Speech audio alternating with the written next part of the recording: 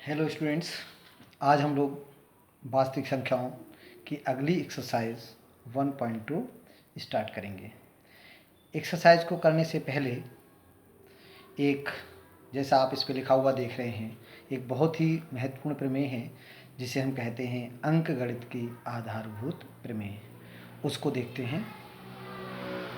ये प्रमेय क्या है?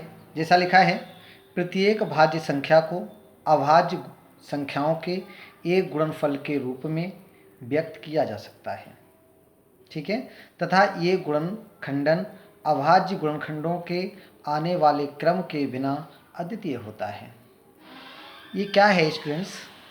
जैसे कोई भी संख्या है, सपोज 9, अगर वो संख्या अभाज्य है तो हम उसे दो संख्याओं के गुणनफल के रूप में लिख सकते हैं। जैसे 9 को क्या लिखेंगे? 3 गुणा 3। कोई और संख्या, इसने कहा भाज्य संख्या को अभाज्य संख्या के गुणनखंडों में लिखा जा सकता है। सपोज करिए कोई एक संख्या है जैसे 15, तो हम उसे लिख सकते हैं 3 गुणा 5, ठीक है।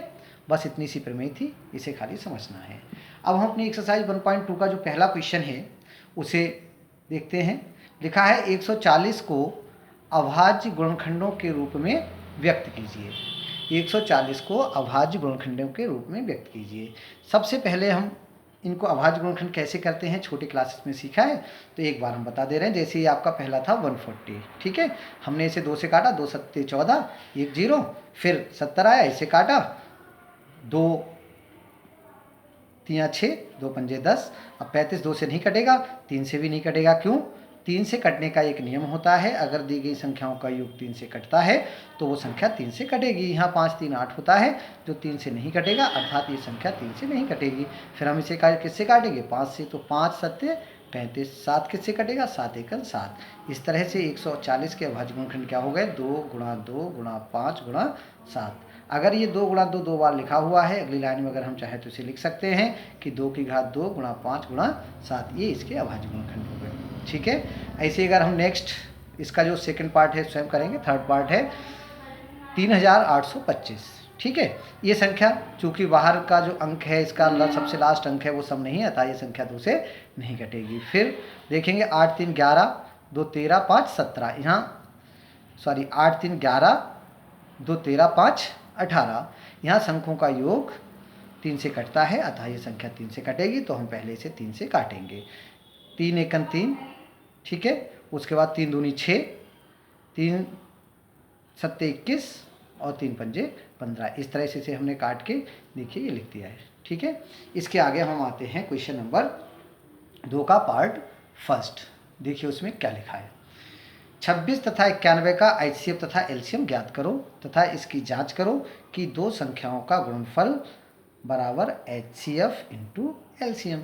इसके लिए हम क्या करेंगे? यहाँ पे हमारी दो संख्याएं हैं 26 और 91। इनके सबसे पहले हम ऊपर बताई गई विधि के द्वारा इनका अभाज्य गुणनखंड करेंगे दोनों संख्याओं को। जैसे 26 को क्या लिखा? 2 गुणा 13। यहाँ इनके हमने घातों के रूप में लिख के दिखा दिया है कि 2 की घात कितनी है? 1 है, और 13 की घात कितनी है? 1 है, ठीक है।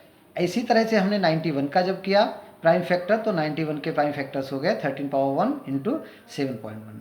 अब बात आती है HCF। HCF क्या होता है?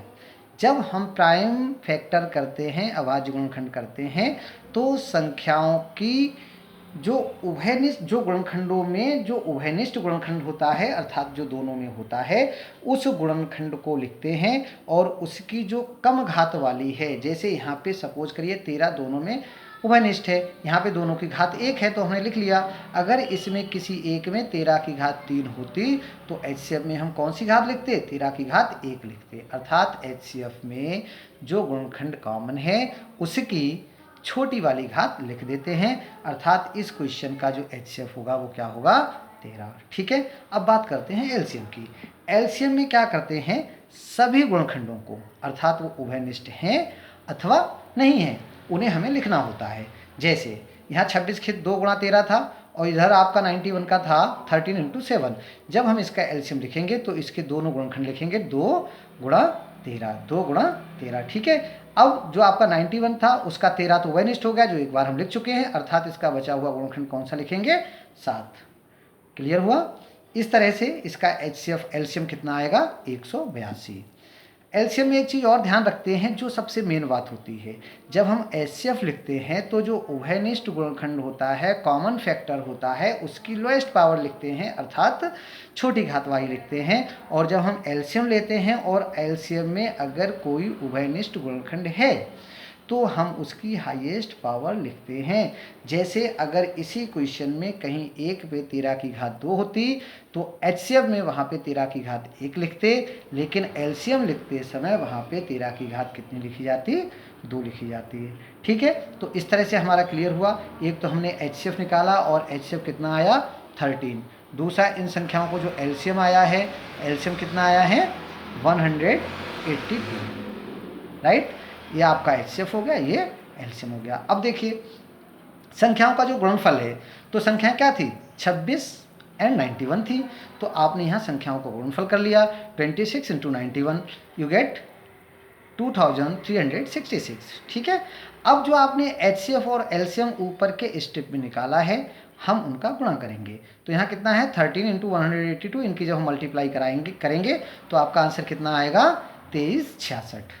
अब देखिए ये संख्याओं का गुणनफल और ये क्या है, दोनों संख्याओं का एचसीएफ इंटू एलसीएम का गुणनफल। इससे क्या स्पष्ट होता है कि दोनों संख्याओं का गुणनफल बराबर होगा उनका एचसीएफ और एलसीएम। इसी प्रकार से एक क्वेश्चन जो आपका इसका दूसरा पार्ट है वो भी हमने यहाँ पे बिल्कुल सेम भी किया है, इसे आप करके देखेंगे। ठीक है, इस एक्सरसाइज में हमने कुछ होमवर्क लिखा है, जो मतलब आपका होमवर्क होगा, जो प्रश्न बचे हुए हैं, जो खंड बचे हुए हैं उन्हें आप दोबारा करें। धन्यवाद।